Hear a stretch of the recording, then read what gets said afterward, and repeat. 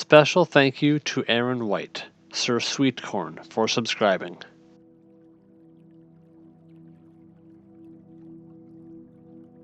I get a lot of scammer phone calls and text messages.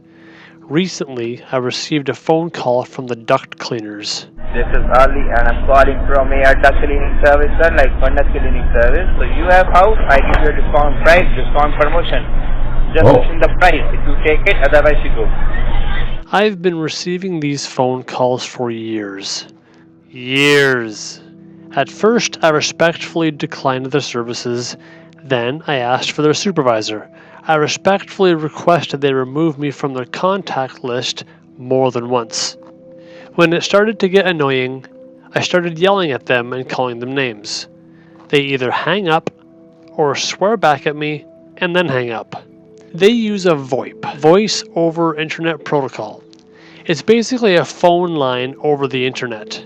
Scammers use a software which can use untraceable phone numbers or piggyback off of live phone numbers like yours, mine, or like a business number. This is why it's impossible for the average person to track them. When a scammer calls me, I do my best to play along and waste their time until they get frustrated and hang up on me. I often call the number back, which is usually a dead end. Sometimes I'll find myself talking to a civilian who has no idea their number was being used for a scam call.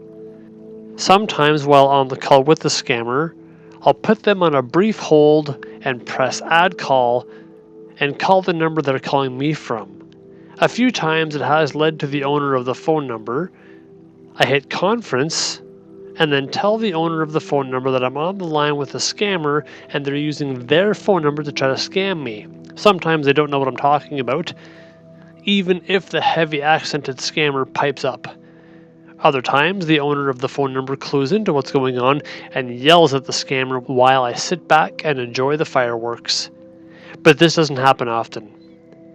When I came to realize the duct cleaners weren't going to stop, I decided to play along and waste their time. I was influenced and inspired by many YouTube scam baiters which I watch regularly. And I have other priorities which I can't drop at the sound of a phone ringtone to plug my phone in to record the call. Most of my calls involving the duct cleaners last a few minutes as they realize they're not going to make the sale and hang up. I make up fake names like Jack Cough, Harry Dick, Ben Chode. However, as I began to have fun wasting their time, I figured out a way to waste their time even more, taking less of my time.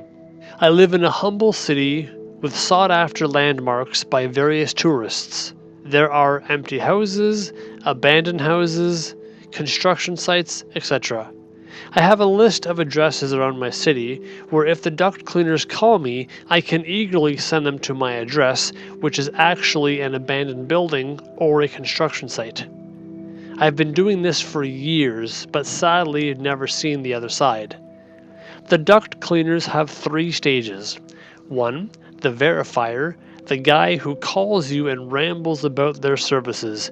I can only imagine how many people hang up on him or yell at him. If you do humor him, he'll confirm your name and address and tell you his supervisor will call you shortly.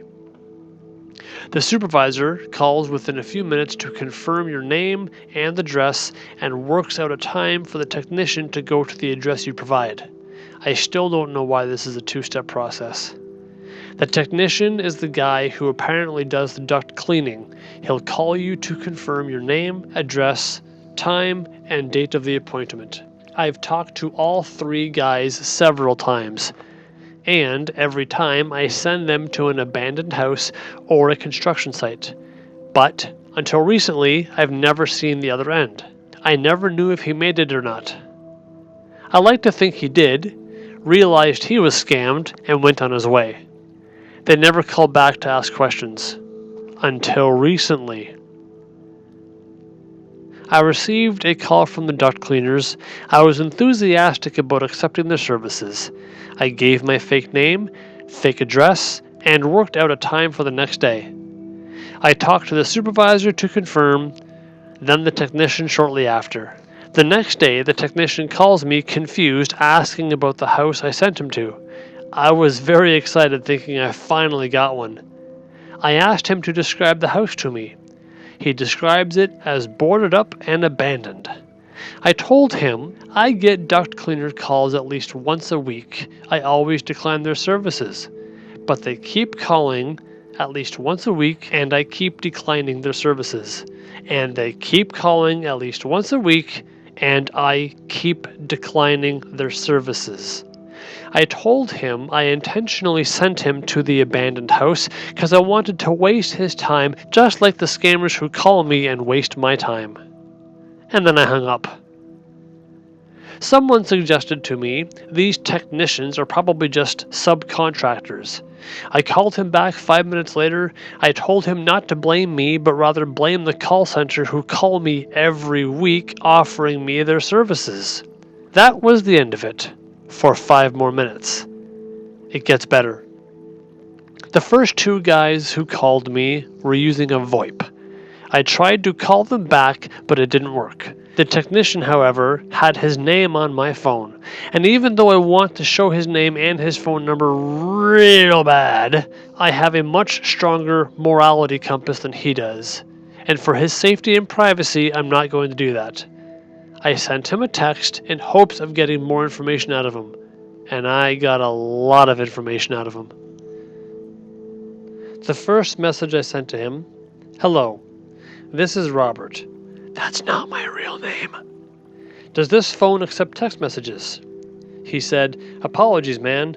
I know these marketing teams are annoying at one point. They just care about their cut." Wrong there. I said, "You and I have much to talk about later. You don't have to apologize. It's the guys who hired you that call me almost every day. Complain to them about scamming cold calling. How did you connect with them? How did they find you?" He said they didn't hire us. I don't know if you are aware about Bell. They outsource their customer service in a different country, which is annoying. It's just the same strategy, but these people have no etiquettes. I responded, "I have no issue with you at all. You're a hard-working contractor. My issue is with these cold call scammers.